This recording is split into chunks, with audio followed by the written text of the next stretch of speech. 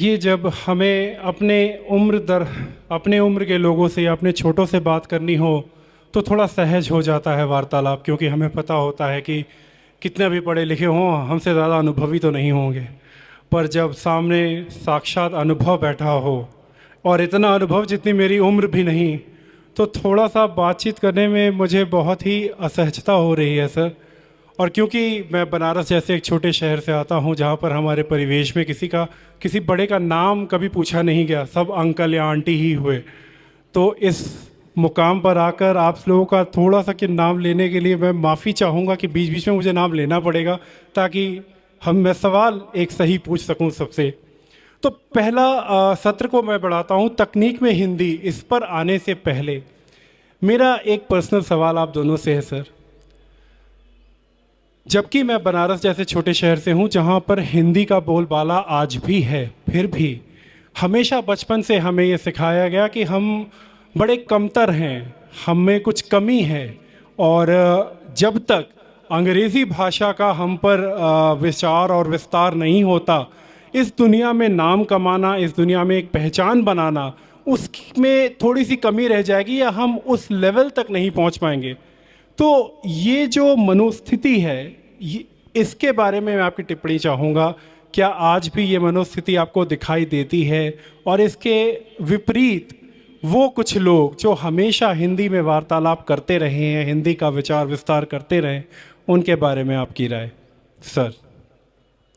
Asthana sir, पहले मैं आपसे शुरुआत करूँगा। नमस्कार। पहले तो विनीता हमारी नातिन है, विनीता की मम्मी हमारी भतीजी हैं, तो ये नाना और नातिन एक साथ बुलाए गए और बड़ा संयोग है।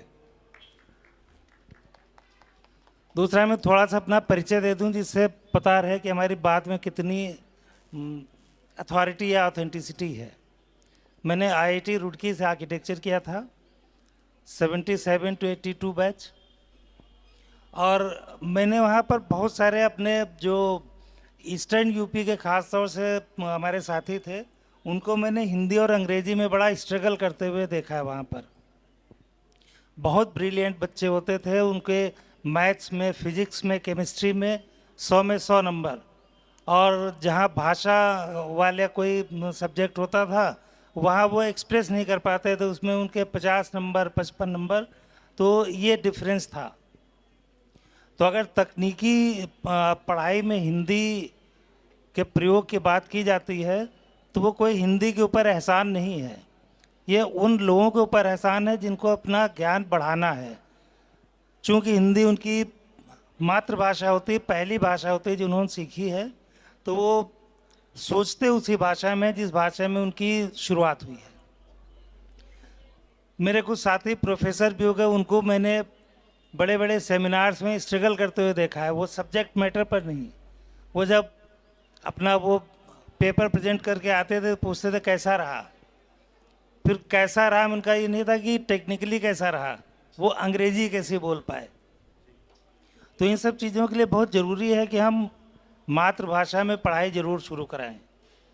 इस पर अभी और आगे क्वेश्चन आएंगे तो फिर हम कुछ अपने एक्सपीरियंसेस और बताएंगे। बिल्कुल सर। और अब मैं चाहूँगा कि सर आप बिल्कुल, आत्मप्रकाश सर प्लीज़। बहुत बहुत बहुत शुक्रिया बासफ, बहुत धन्यवाद।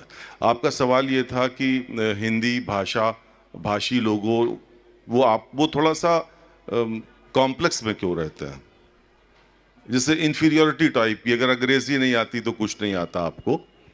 और हिंदी गंवार लोगों की भाषा है, हिंदी देहाती लोग बोलते हैं, हिंदी मीडियम से पढ़ाई की है क्या, हिंदी बोलते हो तुम, अजीब टाइप के शख्स हो तुम, कहाँ से आ गए।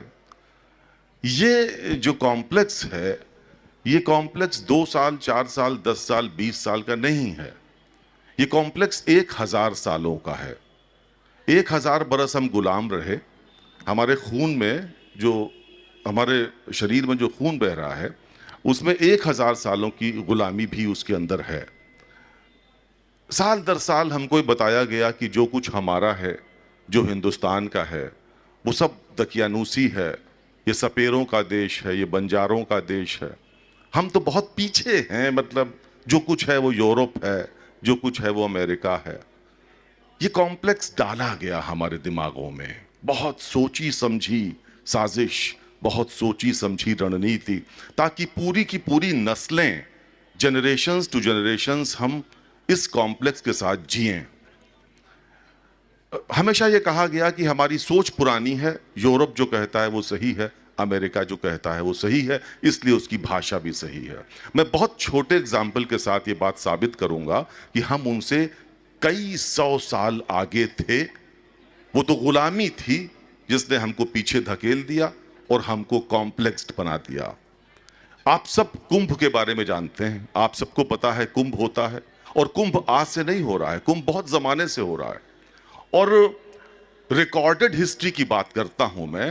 रिकॉर्डेड हिस्ट्री 6वीं शताब्दी ईसा के पश्चात 6th सेंचुरी एडी में हिंदुस्तान का एक राजा था, उसका नाम हर्षवर्धन था।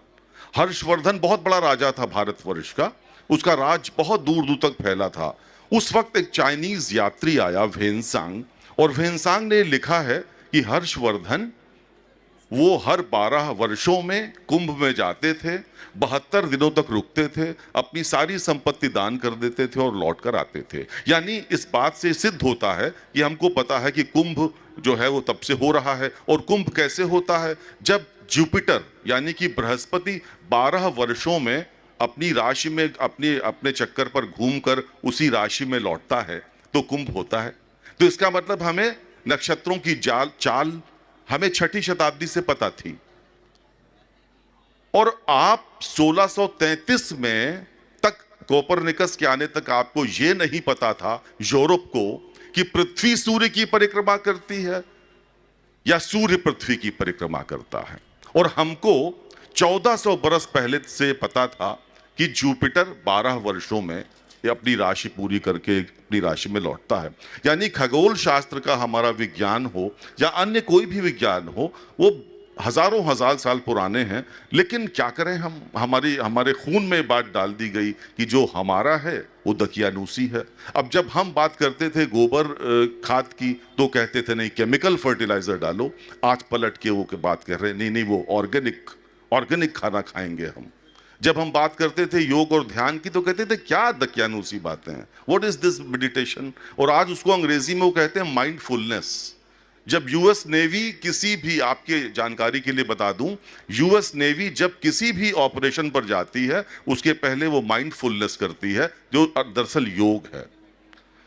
जो बातें हम कहते थे कि हमें इको फ्रेंडली विकास चाहिए, वो कहते थे नहीं हमें अंधा औद्योगिकरण चाहिए। और आज रियो से लेकर के पेरिस से लेकर के जितनी भी वर्ल्ड क्लाइमेट समिट्स हुई, सब में ये बात हो रही है कि हमें इको फ्रेंडली विकास चाहिए। तो भारत को, हमारी नस्लों को, हमको सालों, और अच्छा बीच का जो वक्फा था, जो नालंदा, तक्षशिला, विक्रमशिला, वो आपने जला दिए। यानी कि अतीत का वर्तमान और भविष्य के साथ कोई लिंक बचे ना, आपके पास सिर्फ उतना बचे जो आपको लॉर्ड मैकॉले ने बताया हो, और आपको चपरासी बना दिया जाए, बाबू बना दिया जाए, आपके खून में वो डाल दिया जाए।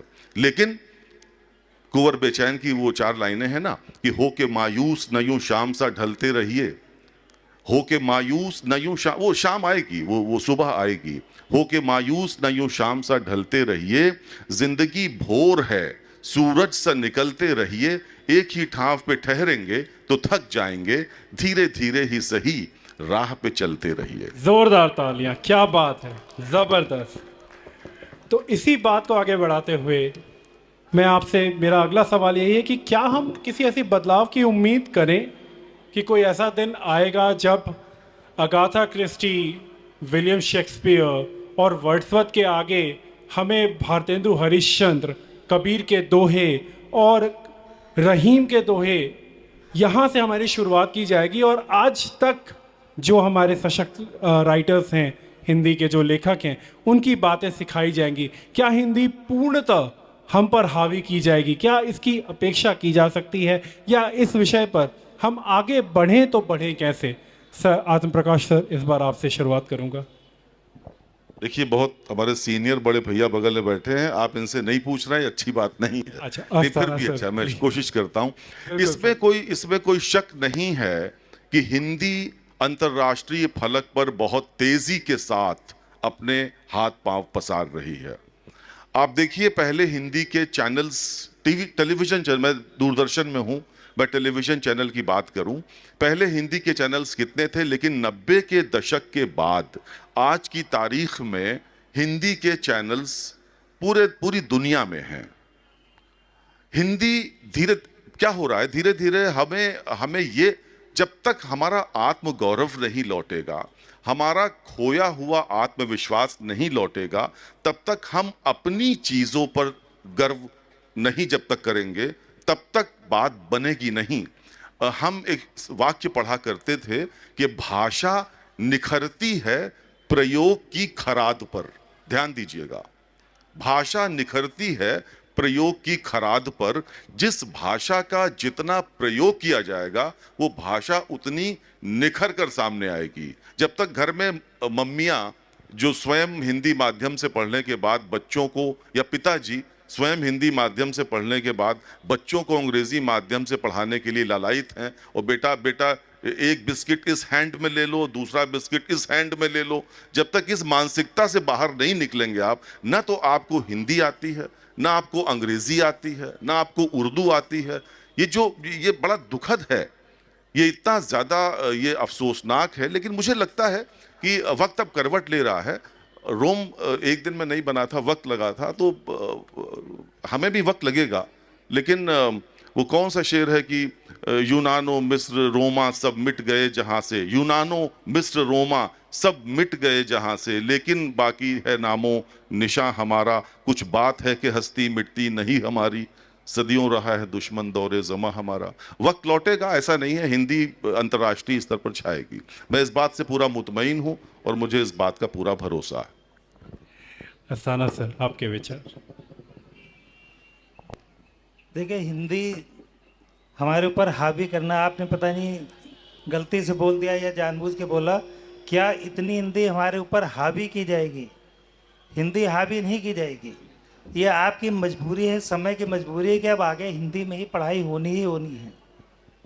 अब से करीब 400 साल पहले का अगर इंग्लैंड के इतिहास देखें, इंग्लैंड में सारी पढ़ाई, तकनीकी पढ़ाई लैटिन में होती थी।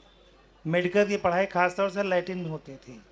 वहाँ जब लोगों ने ये कहना शुरू किया कि मेडिकल की पढ़ाई अब अंग्रेजी में की जाए, तो वहाँ पर बुद्धिजीवी वर्ग हंस पड़ा कि बताइए, अंग्रेजी तो गंवारों की, जाहिलों की भाषा है, इसमें भला मेडिकल की पढ़ाई की जा सकती है? लेकिन वहाँ संगठित तौर पर यह निर्णय लिया गया कि नहीं, अच्छी नॉलेज के लिए अपनी मातृभाषा में पढ़ाई जरूरी है। तो मेडिकल की किताबों के अनुवाद लैटिन से अंग्रेजी में किए गए। लेकिन उन लोगों ने एक अच्छाई ये की कि लैटिन के जो टेक्निकल शब्द थे उनको लैटिन में ही रहने दिया, और ग्रामर जो थी वो इंग्लिश की। तो जब से वहाँ पर इंग्लिश में पढ़ाई शुरू हुई, तब से वहाँ पर ज्ञान और बढ़ा। उनका कारण क्या था, लैटिन में क्यों पढ़ाते थे? क्योंकि वो लोग भी रोम के गुलाम थे। कई सौ सालों तक, सैकड़ों सालों तक इंग्लैंड भी रोम का गुलाम रहा। जब ये चर्च आया, उसके बाद कुछ और 100-200 साल के बाद इंग्लैंड उनसे आज़ाद हुआ है। तो जब वो आज़ाद हुए, तब उनको लगा कि नहीं, हमारी पढ़ाई हमारी अपने मातृभाषा में होनी चाहिए। तो इस मामले में भारत तो अभी आज़ाद हुआ है, और अब हमारी आवश्यकता भी है और मजबूरी भी है कि हिंदी में पढ़ाई तो होनी ही होनी है। अगर हिंदी में पढ़ाई न हुई तो फिर हम आगे नहीं बढ़ पाएंगे। इसीलिए अब नई शिक्षा नीति आई है। और बात यहाँ सिर्फ हिंदी की नहीं है, बच्चे को अपनी मातृभाषा में पढ़ाना चाहिए। अब एक प्रश्न यहाँ पर यह भी उठाया जाता है कि अपने यहाँ इतनी भाषाएं, किस किस भाषा में पढ़ाया जाए? तुम्हारा एक एक प्रदेश यूरोप के कई सारे देशों से भी बड़ा है, उसकी पॉपुलेशन उनसे ज़्यादा है। जब आप अपने बच्चे को यूक्रेन पढ़ने भेजते हैं, पहले रशियन पढ़ता है 1 साल, फिर रशियन में मेडिकल की पढ़ाई करता है। बच्चा चाइना जाता है, पहले चाइनीज़ पढ़ता है, फिर वहाँ पढ़ाई करता है। वहाँ कुछ डेडिकेटेड यूनिवर्सिटीज़ हैं जो इंग्लिश में पढ़ाई कराती हैं, वो अलग हैं, उनकी फ़ीस ज़्यादा है। तो जब आप 1 साल में इतनी चाइनीज़ सीख सकते हैं, इतनी रशियन सीख सकते हैं कि वहाँ पर मेडिकल की पढ़ाई कर सकें, तो हिंदी तो हमारी मातृभाषा है, या दूसरी भाषाएं भारतीय भाषाएं, तो हमारी सोच से हिंदी के बजाय हम इसको मातृभाषा कहें तो ज़्यादा अच्छा है कि मातृभाषा में पढ़ाई होनी चाहिए। बहुत शुक्रिया सर। मातृभाषा में पढ़ाई होनी चाहिए, बहुत अच्छा एक आपने एग्ज़ाम्पल सेट किया है। मैं आपसे क्षमा याचना ज़रूर करना चाहूँगा कि आपको ऐसा लगा कि मैंने हावी वाला शब्द कह दिया, लेकिन माफ़ कीजिएगा, जो आजकल के यूथ को मैं देख रहा हूँ, मुझे लगता है हावी से ही शुरुआत करनी पड़ेगी, तब जाकर वो हमारे मन मस्तिष्क पर इस तरह से बैठ पाएगा कि अब हमें खुद से उसको ग्रहण करने की आवश्यकता महसूस हो। वो महसूस कराने के लिए शायद हावी करना पड़ेगा। पर हावी करने से काम बिल्कुल नहीं चलेगा। अगर आपने हावी किया, जैसे आपने चेन्नई में उधर तमिलनाडु में हिंदी को हावी कराने की कोशिश की, इतना विरोध हुआ। सहजता के साथ वहाँ मार्केट के थ्रू जब हिंदी गई तो वहाँ बहुत हिंदी बहुत एक्सेप्ट की जा रही है। बॉलीवुड की फिल्में वहाँ देखी जा रही हैं। सारे गाना गाने वाले हिंदी गाने गाते हैं, क्योंकि वो हावी नहीं कराई गई, वो स्वतः स्फूर्त है। Thank you so much sir, thank you so much. Session को आगे बढ़ाते हुए मैं आज़म प्रकाश सर आप पर आऊँगा। 35 वर्ष का अनुभव सर, इतने ज़्यादा अवार्ड्स, यश भारती सम्मान से आप सम्मानित हुए, संगीत नाटक अकादमी उत्तर प्रदेश का सम्मान मिला आपको, बीबीसी और अनेक अनेक अंतर्राष्ट्रीय यूरोपियन संघ वाला काम किया आपने, बीबीसी के साथ काम किया। इतने काम करने के बाद भी आज भी आप दूरदर्शन जैसे एक हिंदी भाषी चैनल, जो कि हमारा प्रमुख चैनल आज तक है, पर कहीं ना कहीं इस पूरे ग्लोबलाइजेशन में उसको कहीं तो कमतर आंक दिया गया कभी, लेकिन आज भी आप उससे जुड़े हुए हैं। ये क्या सिर्फ मिट्टी की खुशबू वाली बात है कि मुझे अपनी मिट्टी की खुशबू जहाँ से आती है मैं उसके साथ जुड़ा रहूँगा, या फिर कोई और भी बात है? मैं इस पर आपकी विशेष टिप्पणी ज़रूर चाहूँगा। बासव, हम लोगों ने हिंदुस्तान को बदलते देखा है, ये बात मैं दावे से कह सकता हूँ। उसकी वजह यह है कि लेट 80s में अपनी पढ़ाई ख़त्म करने के बाद हम जॉब में आए थे 1988 में, 1988। और अगर आपको याद हो, अब मुझे पता नहीं आप तब थे या नहीं, इसलिए पता नहीं आपको याद कैसे हो सकता है, अगर नहीं याद है फिर भी आपको पता हो सकता है। 90 के दशक में मिखाइल गोर्बाचोव और तत्कालीन प्रधानमंत्री राजीव गांधी दोनों मिलकर ओपननेस और इस रीस्ट्रक्चरिंग के बारे में बात कर रहे थे, जिसे रशियन में पेरेस्ट्रोइका और ग्लासनोस्ट कहते थे। मेरी बात ध्यान से समझिएगा, क्योंकि आपके प्रश्न से सीधा इसका ताल्लुक है। तो 90 के पूर्वार्ध से जो पेरेस्ट्रोइका और ग्लासनोस्ट की आंधी चली, जो रीस्ट्रक्चरिंग की आंधी चली, ओपननेस की आंधी चली, उसके बाद भारत एक उन्मुक्त बाजार में तब्दील हो गया। भारत एक बड़े बाजार में तब्दील हो गया। उस वक्त मोनोपोलीज थी, यानी उदाहरण के लिए मैं बात करूं, टेलीविजन इंडस्ट्री में मोनोपोली थी दूरदर्शन की। तब स्कूटर हुआ करता था, स्कूटर में मोनोपोली थी बजाज स्कूटर की। मुझे याद है हजरतगंज में कमर्शियल मोटर्स नाम का एक शोरूम होता था, और वहां पर बुकिंग होती थी बजाज स्कूटर की, और 3, 4, 5 सालों के बाद वो स्कूटर मिला करता था। सर्विस सेक्टर में तब मोनोपोली होती थी, बीएसएनएल नहीं था तब, टेलीफोन डिपार्टमेंट की। आपको एक टेलीफोन लगाने के लिए संचार मंत्री से कहलवाना पड़ता था, और आज सवेरे जो सड़क पर सफाई कर रहे होते हैं उनकी जेब में 1-2 मोबाइल तो रहते ही हैं। 90 से जो ये देश ने करवट ली है, आज 2023 में, पिछले 3 दशकों में ये देश बदल चुका है। विशेष रूप से सर्विस इंडस्ट्री की अगर मैं बात करूं, और टेलीविजन क्या है, वो सर्विस इंडस्ट्री ही तो है, वो मनोरंजन का कार्य करती है, या सूचना। अगर दूरदर्शन की हम बात करते हैं तो दूरदर्शन या आकाशवाणी देश का पब्लिक सर्विस ब्रॉडकास्टर है। पब्लिक सर्विस ब्रॉडकास्टर यानी कि लोक सेवा प्रसारक, उसकी जिम्मेवारियां हैं। जिम्मेवारियां ये हैं कि इस देश में जनसंख्या एक जैसी नहीं है, सभी साक्षर नहीं हैं, सभी अमीर नहीं हैं, यहाँ कुछ निरक्षर लोग भी हैं, यहाँ कुछ गरीबी की रेखा के नीचे रहने वाले लोग भी हैं। उनके लिए कौन सोचेगा, उनके लिए प्रोग्राम्स कौन बनाएगा? क्या आप किसी प्राइवेट चैनल से ये अपेक्षा कर सकते हैं कि वो गरीबी की रेखा के नीचे रहने वालों के लिए भी कार्यक्रम बनाए, कि उन्हें बताए कि शौच के बाद हाथ धोना पड़ता है? ये कौन बताएगा?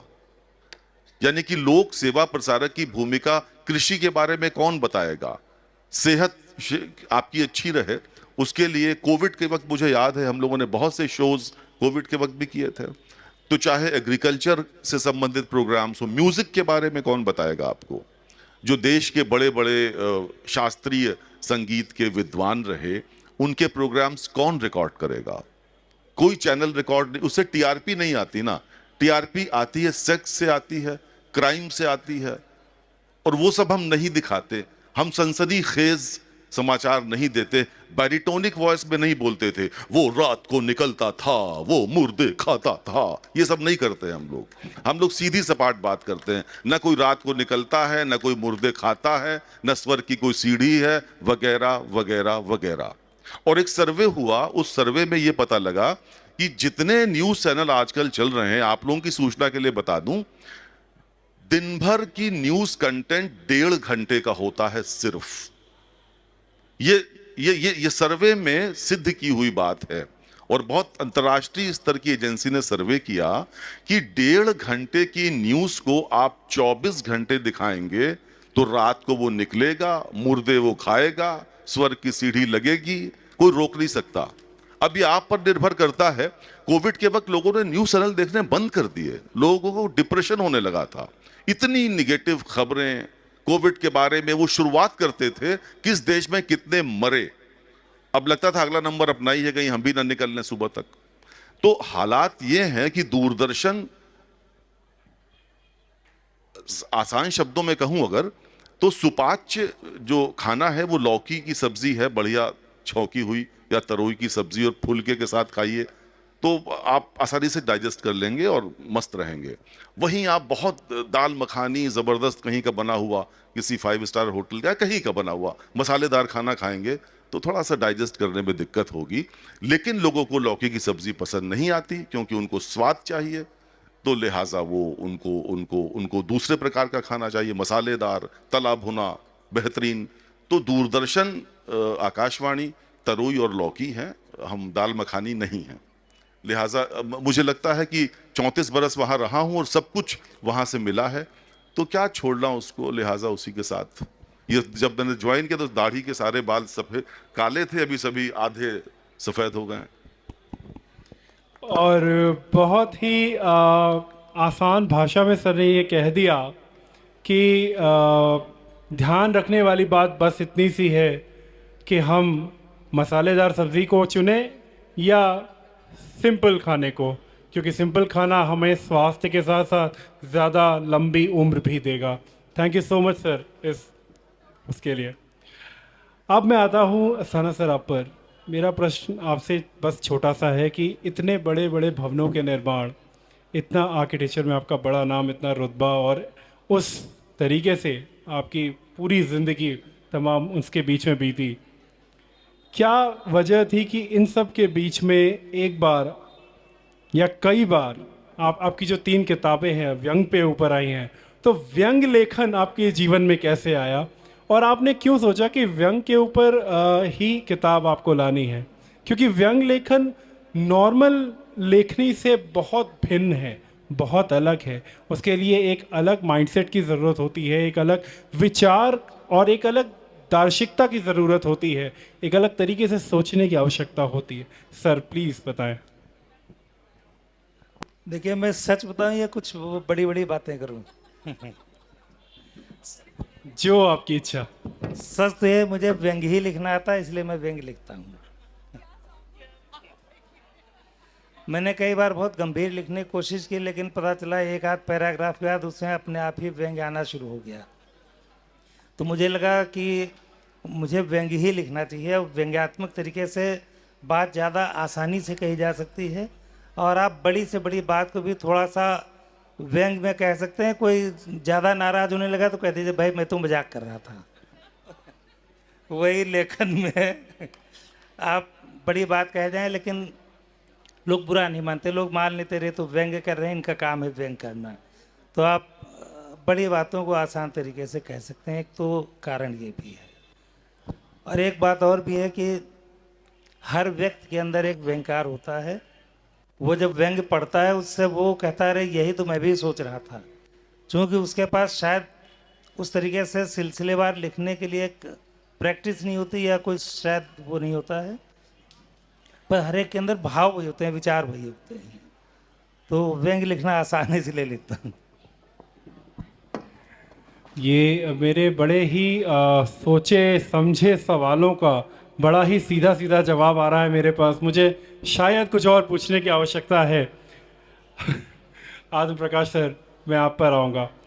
मुझे आपसे एक चीज़ जाननी है। जब हम बात करते हैं तकनीकी हिंदी की, हिंदी बाकी दूसरी विधाओं में, बाकी सारे माध्यमों में, बाकी दूसरे कामों में, किसी और तकनीक में, दूरदर्शन में, दूरदर्शन के काम में, या फिर जब हम रेडियो की बात करते हैं, रेडियो में जो हिंदी आकाशवाणी में आज भी बोली जाती है वो एफएम चैनल्स पर कभी भी सुनने को नहीं मिली। दूरदर्शन में आज भी जिस तरीके का प्रचार प्रसार होता है वो आज भी कहीं और नहीं दिखाई देता।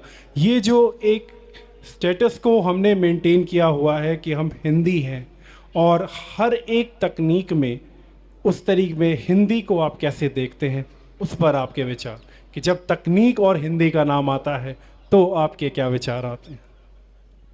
नहीं, आपका प्रश्न, इसमें दो बातें हैं। तकनीक में हिंदी की आप बात कर रहे हैं तो फिर तकनीक में हिंदी हम ऐसे मान सकते हैं कि भाई जो तकनीकी पाठ्यक्रम है वो चाहे इंजीनियरिंग का हो या मेडिकल का हो या होटल मैनेजमेंट का हो या फैशन डिज़ाइनिंग का हो, वो उसकी पढ़ाई हिंदी में होनी चाहिए। तो वो हिंदी में पढ़ाई शुरू हो रही है। आज से 2 वर्ष पूर्व केंद्रीय शिक्षा मंत्री की अध्यक्षता में एक कमेटी बनाई गई है, जो कमेटी इस विषय पर कार्य कर रही है कि 8 भाषाओं में ये पढ़ाई होगी। न्यू एजुकेशन पॉलिसी का यह हिस्सा है, नई शिक्षा नीति का हिस्सा है, और देश के माननीय प्रधानमंत्री का विजन भी है कि स्थानीय भाषाओं में पढ़ाई लिखाई हो। उसके कई फायदे हैं। स्थानीय भाषा में, जैसे मैं हिंदी माध्यम से मैंने पढ़ाई की 12वीं तक, और उसके बाद ग्रेजुएशन में फिर अंग्रेजी में माध्यम से पढ़ाई की। तो उसके बाद क्या होता है ना, जब आप अंग्रेजी माध्यम में जाते हैं तो आपके दिमाग पर बिला वजह अनुवाद का बोझ पड़ता है। तो आप दिमाग की उस फैकल्टी का, जिसे आप किसी नवोन्मेष के लिए प्रयोग कर सकते थे, जो आप अन्य विचार नए आए उसके लिए प्रयोग कर सकते थे, उसका प्रयोग आप अनुवाद के लिए आपको करना पड़ता है। तो वो एक बाधा होती है। वो बाधा न हो, बच्चे जिस भाषा में सपने देखें उसी भाषा में पढ़ाई करें तो वो बहुत दूर तक जा सकते हैं। तो ये तो उस प्रश्न का उत्तर है। और आप दूसरी बात कह रहे थे कि जो प्रोग्रामिंग की बात कर रहे थे कि वो भाषा की जो उसमें इस्तेमाल हो रही है। अब ये दुर्भाग्य का विषय है कि जो आरजेज प्राइवेट चैनल्स के हैं वो कुछ भी बोलते हैं, और खासकर द्विअर्थी बोलते हैं ताकि सुनने वालों को मजा आए, और यंगस्टर्स जो हैं, नौजवान पीढ़ी, उनको और मजा आता है। बजाते रहो, क्या है ये, व्हाट इज दिस बजाते रहो, बताइए आप। ऐसे में कई आपको उदाहरण दे सकता हूं जो द्विअर्थी हैं, और दुर्भाग्य ये है कि हमारे चेतन अवचेतन मन ने उसको स्वीकार कर लिया है।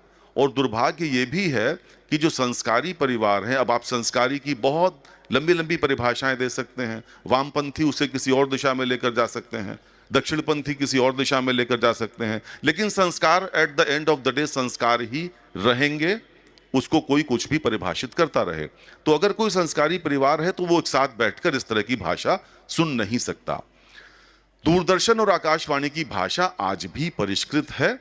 उसकी वजह यह है कि एक शेर है कि बात करने का सलीका है जिंदगी वरना, बात करने का सलीका है जिंदगी वरना इंसान चंद मुलाकात में मर जाता है। क्या बात है, जोरदार तालियां। तो अगर ये सलीका बात करने का आपको तब तक आ नहीं सकता जब तक आपको भाषा नहीं आती। अगर आप हिंदी सही तरह से नहीं बोल सकते, या अगर आप उर्दू शब्द का प्रयोग कर रहे हैं तो कहीं अगर आपने जलील को जलील कर दिया तो इतने जूते पड़ेंगे कि कुछ कोई पुरसे हाल नहीं होगा।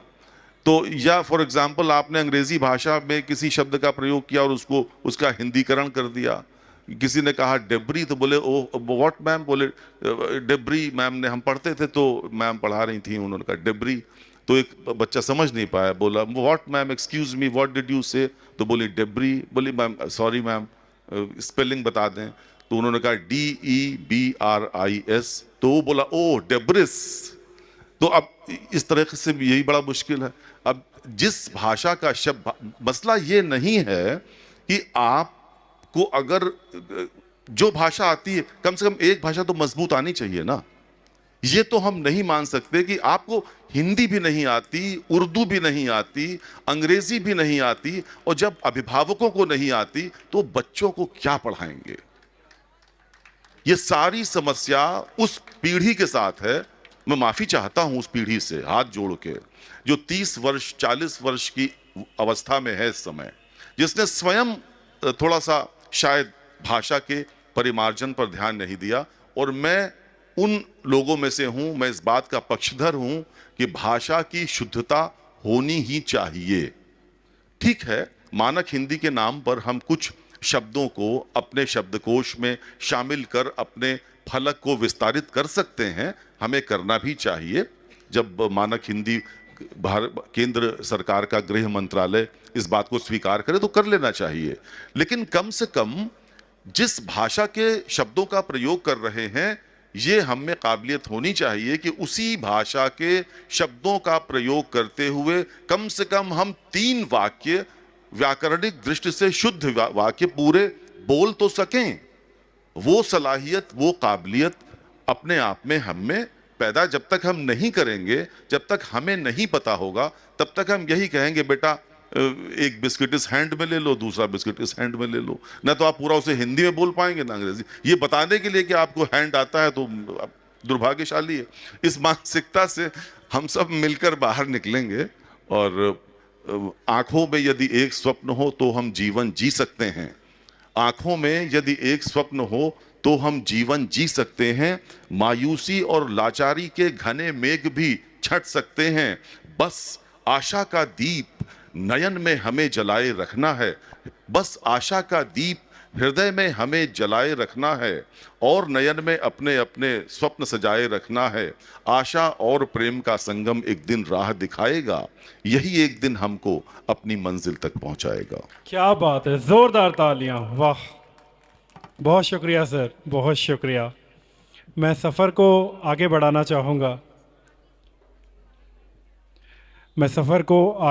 चाहूँगा, और एक बार इससे पहले कि हम आगे बढ़ें, मैं ये ज़रूर पूछना चाहूँगा कि जब हम हिंदी की बात करते हैं, हम हिंदी लिखने की बात करते हैं, वो कौन से राइटर्स थे जो आप दोनों को मुतासिर कर गए? सर, मैं आपसे शुरुआत करूँगा, अस्थाना सर।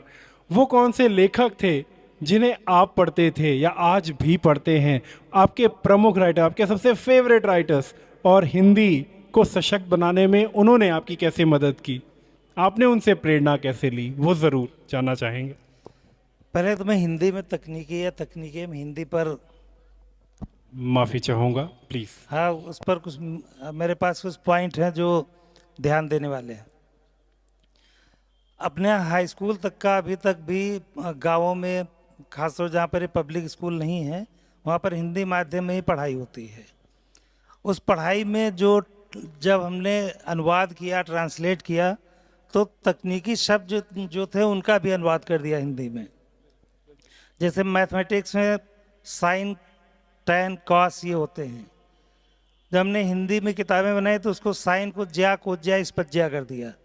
अब बच्चे जब हाई स्कूल में ज्या, कोज्या, इस्पज्या पढ़ के फिर इंटर या फिर बीएससी में पहुंचते हैं तो उनको ज्या और साइन को रिलेट करने में बहुत मुश्किल होती है। तो मैं अभी यही कर रहा था, इंग्लैंड में जो हुआ, लैटिन से उन्होंने जब इंग्लिश पर ट्रांसफ़र किया तो उन्होंने तकनीकी शब्द लैटिन के ही इनिशियली रखे, और धीरे धीरे उन लैटिन शब्दों को इंग्लिश के शब्दों ने रिप्लेस किया।